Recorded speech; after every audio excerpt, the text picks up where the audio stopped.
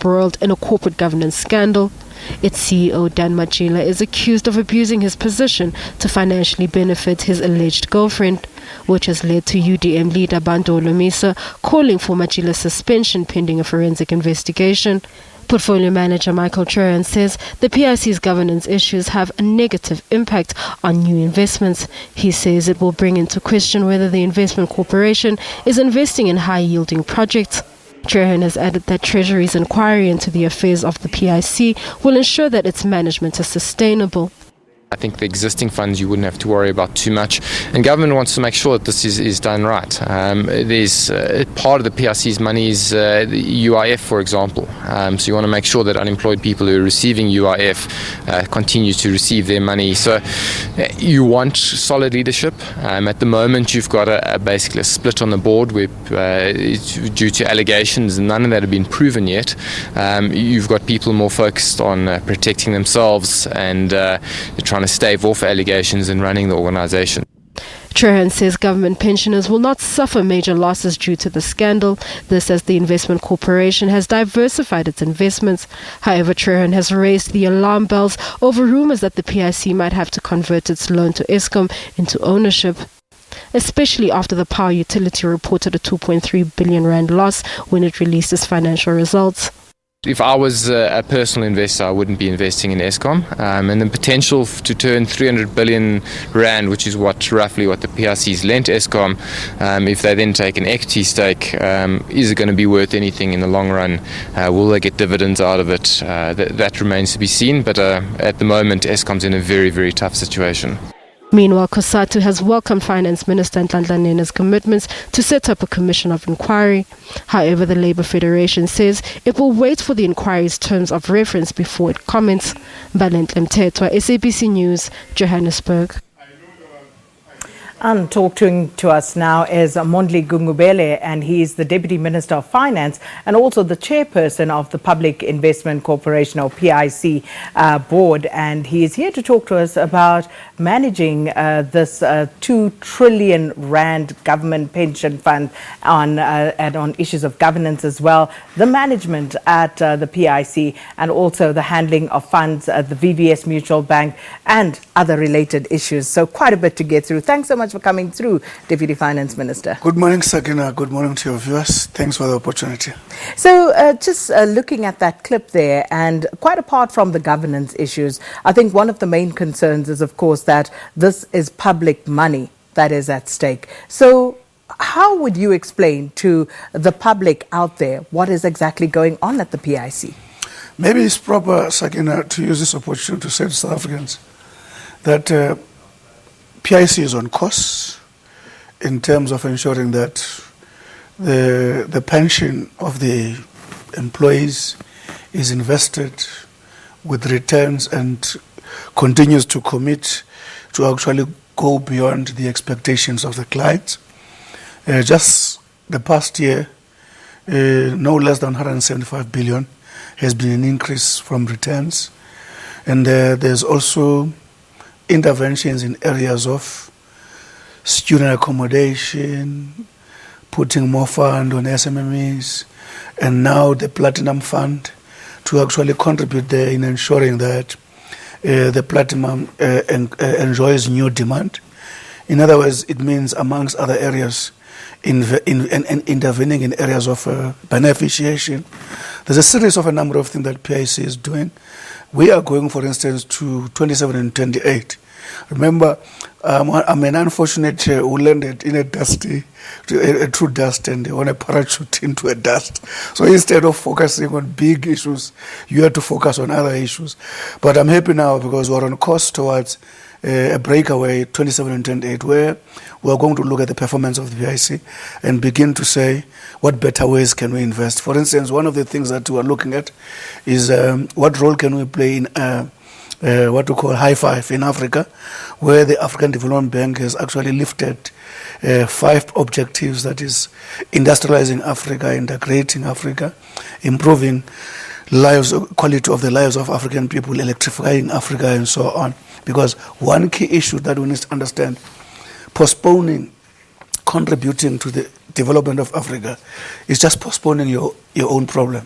And the sooner South Africa comes to terms that without a prospering Africa, there is no future for South Africa. So speaking about those investment, one of the questions is, of course, around Eskom and Eskom, the PIC investment into Eskom. What are the chances of getting that money back? You see, if you cannot invest in the future of South Africa, what do you want? Why are you in South Africa? If you cannot invest in the future, if you don't believe in the possibility of the recovery of this country, what are you doing? The point I'm trying to make is that Eskom has got a huge bearing fiscally in the South African economy. And to us, making Eskom to walk back on feet is not an option, it's the only option. Maybe if you've got other ideas, you can look at them. For instance, government is discussing various approaches. Do you allow Eskom to combine transmission, regeneration, and redistribution, and so on, transformation and so on, of transmission, regeneration, and redistribution?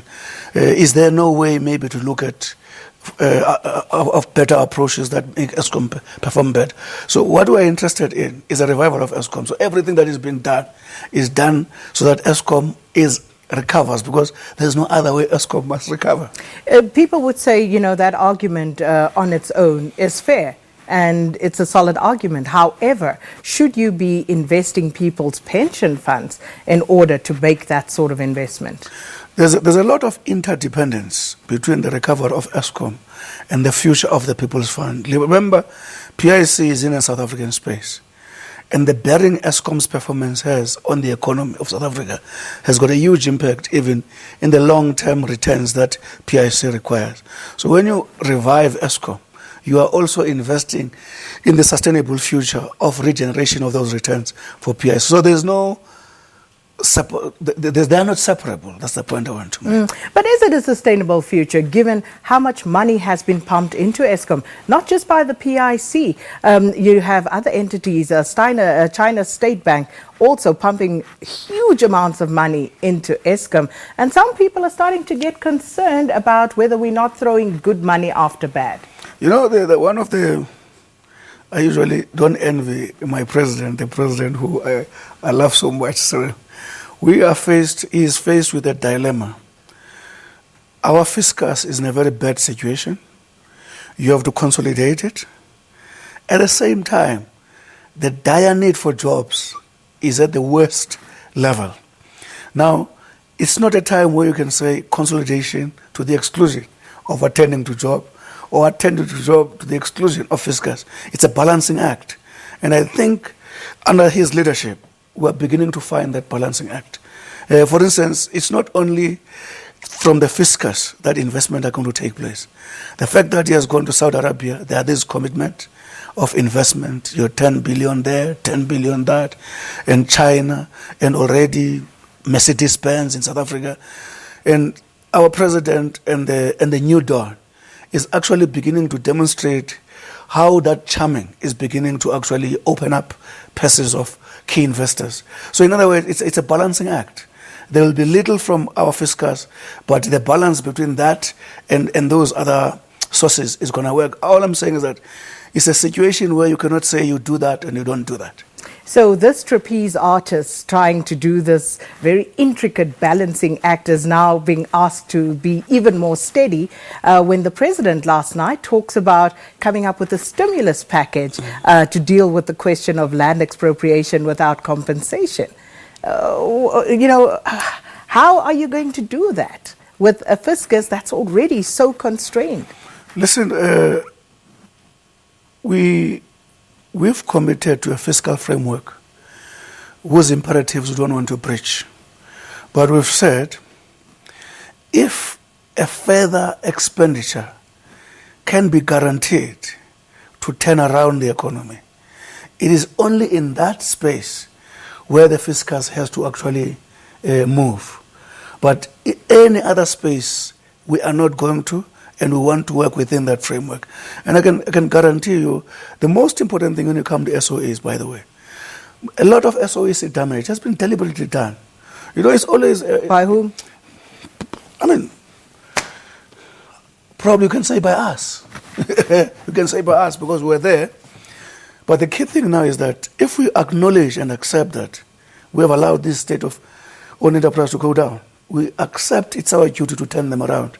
Because a lot of things that, the Gupta staff, it's not a mistake of management, it's a deliberate corruption.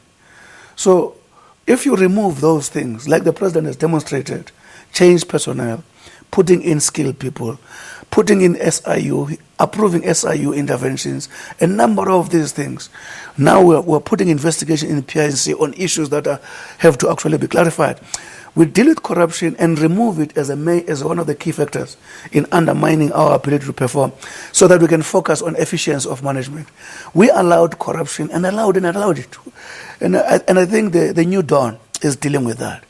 So that's why we've got to be confident. One of the questions, we saw a picket yesterday in Pretoria against the high fuel prices. And one of the things that Wayne Duvenage said to me yesterday, sitting in that chair that you are sitting in, is that as the South African public, we shouldn't be punished for what you have just acknowledged, was deliberate stealing from the state coffers. So why aren't we then recovering the monies from the people who took it, as opposed to burdening the taxpayer with it all the time?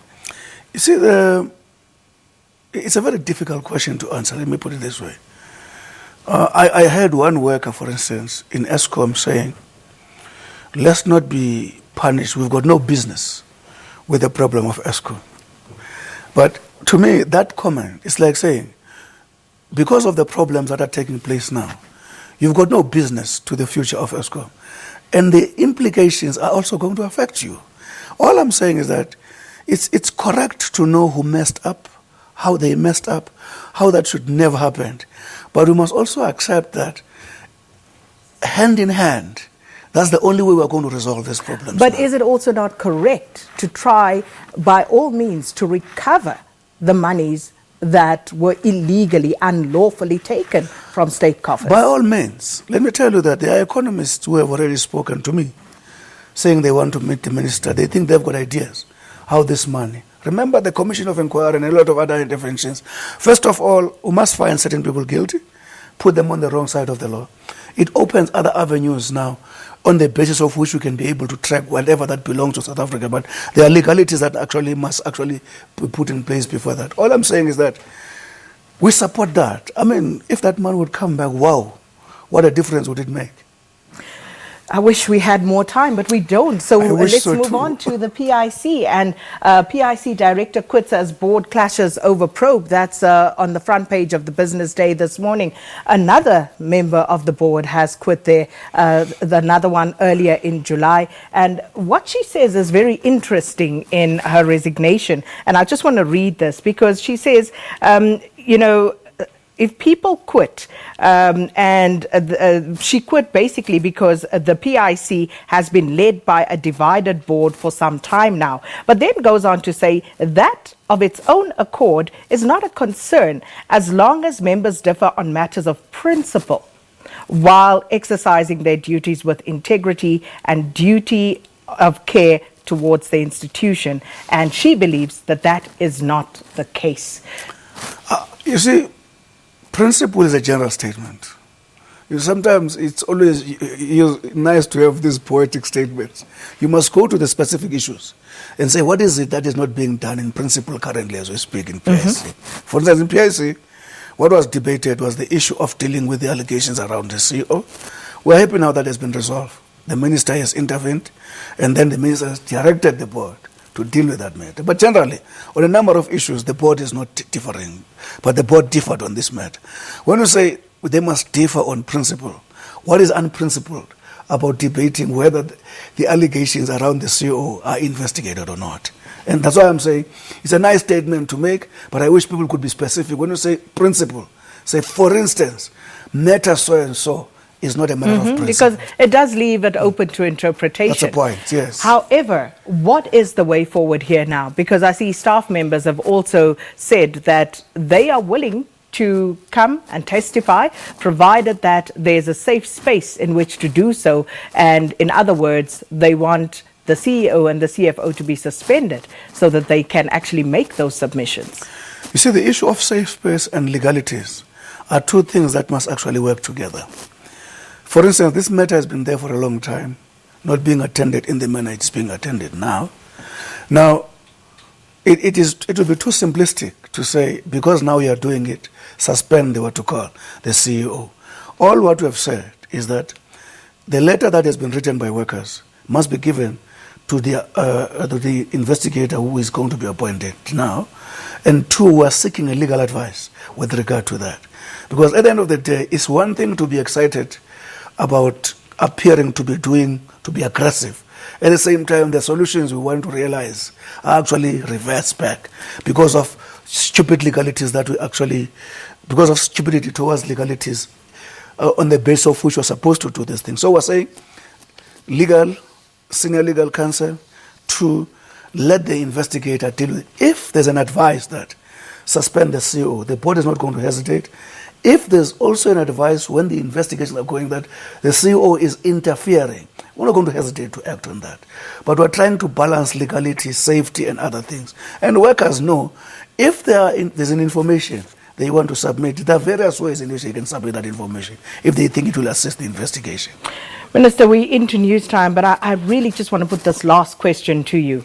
With regard to VBS, recently Ernest Nesane, and he, of course, he resigned from his position, a very lofty position as executive head for legal counsel, governance and compliance. And he, of course, was also a PIC delegated director on the board of VBS Bank. And the allegations here are that he received monies from VBS, which is very serious. What's your response to that, and what has happened in that regard? Our response to that, we said, now that this matter is in the rescue hands and the investigations under the purview of South African Reserve Bank and so on, the terms of reference they are using, we felt that they are adequate. All we need to do, what comes out of that, what implications for the task of the PIC. For instance, Nesani has resigned. Paul was long fired, and for different reasons. All what we're saying now, we need to follow up even after his resignation and ask ourselves these questions with the information at our disposal. Do we have any recourse in as far as the rights of the PIC and the pension is concerned? Minister, thank you so much for coming through. Thanks for the time. And I wish we had more time. Unfortunately, we don't. And that was, of course, the Deputy Minister of Finance, Mr. Mondli Gungubele, and talking to us about a wide variety of issues. And we'll take your comments on that, as we always do.